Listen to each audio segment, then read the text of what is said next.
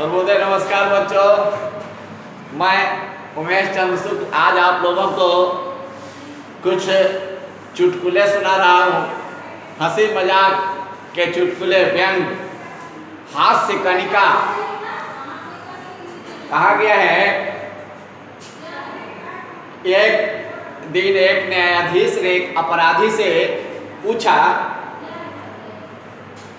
कि क्या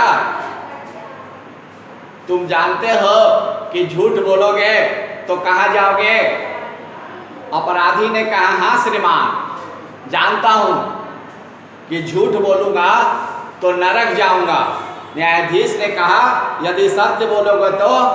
कहा कि महाराज श्रीमान, यदि मैं सत्य बोलूँगा तो जेल जाऊँगा।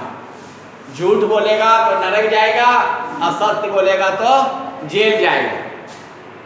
एक दिन गुरु ने अपने छात्रों से कहा कि यदि तुम लोगों के सामने भगवान प्रकट हो जाएंगे तो तुम लोग क्या क्या प्रार्थना करोगे, क्या निवेदन करोगे, क्या मांगोगे? एक छात्र जिसका नाम है शिवानी, उसने कहा, मैं तो धन के लिए प्रार्थना करूंगा। दूसरा ने कहा, जिसका नाम है श्रेया, कहा कि मैं तो घर के लिए प्रार्थना करूंगी। तीसरी ने कहा,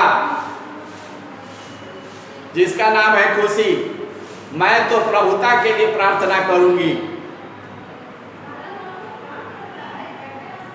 गुरु ने कहा कि तुम लोग सभी मूर्ख हो। उसमें कुछ छात्र भी, बच्चे भी थे, लड़के भी थे। उन लोगों ने कहा, गुरु ने कहा कि तुम सभी मूर्ख हो। कोई धन मांगना चाहते हो, कोई घर मांगना चाहते हो और कोई प्रभुता मांगना चाहते हो। मैं तो, मेरे सामने भगवान आएंगे तो मैं तो बुद्धि के लिए प्रार्थना करूंगा। सभी छात्रों ने कहा कि श्रीमान, इसमें क्या रखा है? जिसके पास जो नहीं है वह उस वस्तु को मांगेगा। हम लोगों के पास, किसी के पास धन नहीं है, किसी के पास घर नहीं है, किसी के पास प्रभुता नहीं है तो प्रभुता मांगेंगे। आपके पास बुद्धि विद्या नहीं है, इसलिए आप विद्या बुद्धि मांगेंगे। बच्चों, एक दिन एक पति अपनी पत्नी से बोले, जरा जोर से कहे, चिल्ला करके बोले,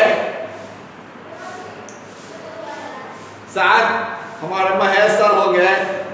उन्होंने जाकर एक दिन कहा कि जल्दी से मेरे लिए नहाने के लिए गर्म पानी करके दो, नहीं तो।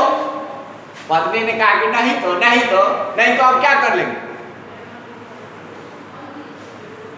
पति ने कहा कि क्या कर लेंगे? ठंडे पानी से हम नहा लेंगे, ठंडे पानी से।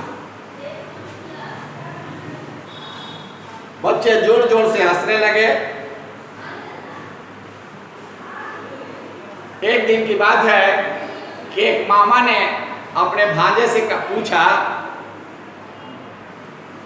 कि बस तुम जानते हो, तुम स्वयं सेल्फ स्टडी क्यों नहीं करते हो? तुम क्यों नहीं पढ़ते हो?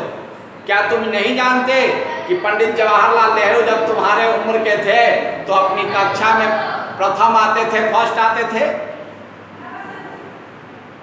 भांजा श्रीधर ने अपने मामा से कहा कि हाँ मामा, जानता हूँ, पंडित जवाहरलाल नेहरू जब आपके उम्र के थे तो भारत के प्रथम प्रधानमंत्री थे। एक दिन एक पिता अंक पत्र देख करके अपने पुत्र से क्रोध से कह रहे थे, चिल्लाते हुए बोले कि धिक्कार है बेटा, धिक्कार है। यह क्या है? देखो तो, अंग्रेजी में 36, गणित में 35, विज्ञान में 35, हिंदी में 37 अंक तुम्हारे द्वारा प्राप्त किया गया है। धिक्कार है तुम्हें, धिक्कार है। माता ने पुत्र के पिता से अर्थात अपने पति से कहा, स्वामी, यह अंक पत्र पुत्र का नहीं है, यह तो अंक पत्र आपका है, यह मुझे आपकी पेटी में मिला था, इसलिए पुत्र का नहीं है, पुत्र पर क्रोध न करें।